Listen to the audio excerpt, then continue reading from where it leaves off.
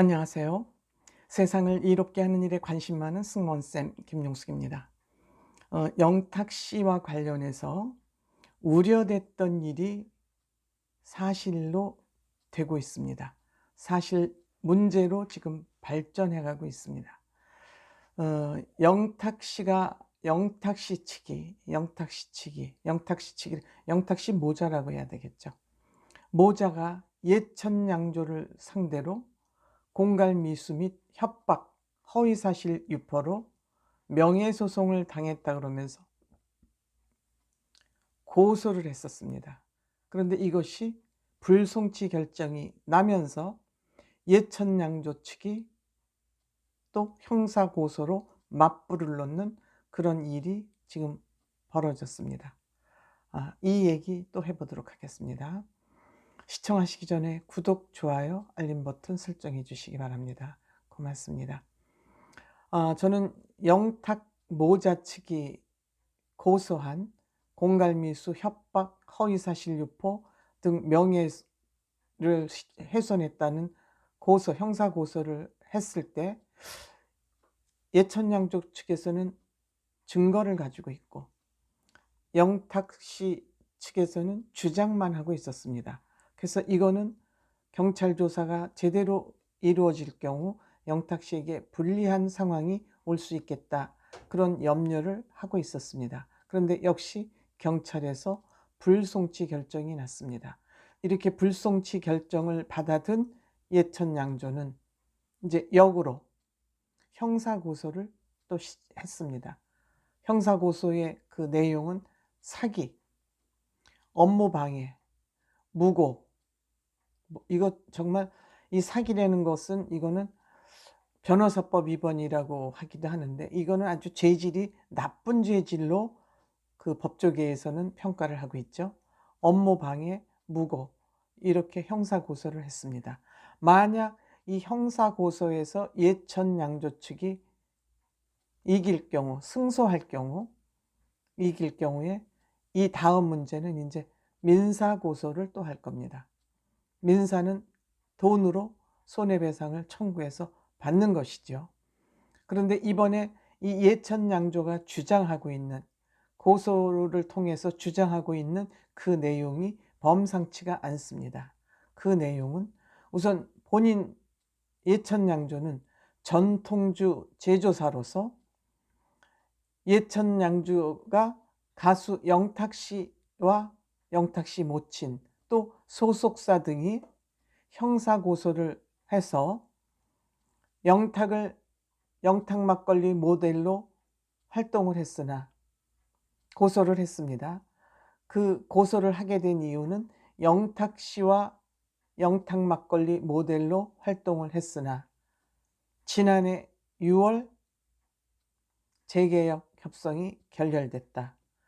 그런데 이 결렬된 이유는 본인 예탁양조의 책임이 아니고 영탁 씨 측에서 너무 무리한 금전 요구를 하고 영탁 씨 모자에 갑질이 있었기 때문에 이 모델 재계약이 결렬이 됐다, 이렇게 이제 얘기를 하고 있습니다.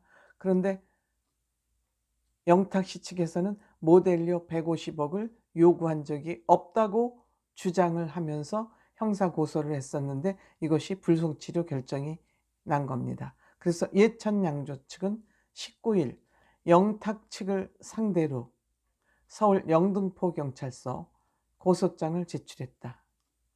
그 영등포 경찰서로 아마 제출한 것은 영탁 씨 아마 주소지가 영등포구로 되어 있는 거 아닌가, 이렇게 생각이 됩니다. 그래서 업무 사유는 사기, 업무방해, 허위사실 유포에 의한 명예훼손 및 무고 혐의라고 밝혔습니다.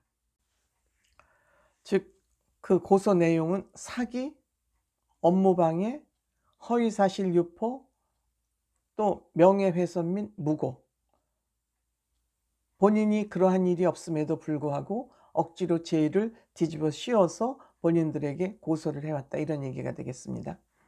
영탁 씨 측은 예천양조 측을 대상으로 과도한 욕심과 허위 사실을 언론 플레이로 해서, 언론 플레이를 통해서 그 예천양조를 명예회를 훼손하고 자신의 과도한 욕심을 가리기 위해서 예천양조를 공격했기 때문에 명예가 실추됐다.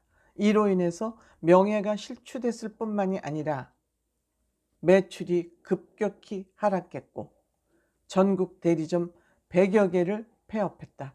이 사실이 굉장히 핵심 포인트였을 것 같습니다. 이 형사고소에서 예천양조 측이 만약 이길 경우 이 부분이 굉장히 영탁씨에게는 또 다른 문제가 발생할 확률이 많습니다. 매출이 급격히 하락했고 전국 대리점 100여 개가 폐업을 했다. 이것이 고스란히 업무방해이면서 손실 부분이기 때문에 이거는 이제 민사소송이 또 들어갈 확률이 굉장히 많죠. 그럼에도 인내해 왔다.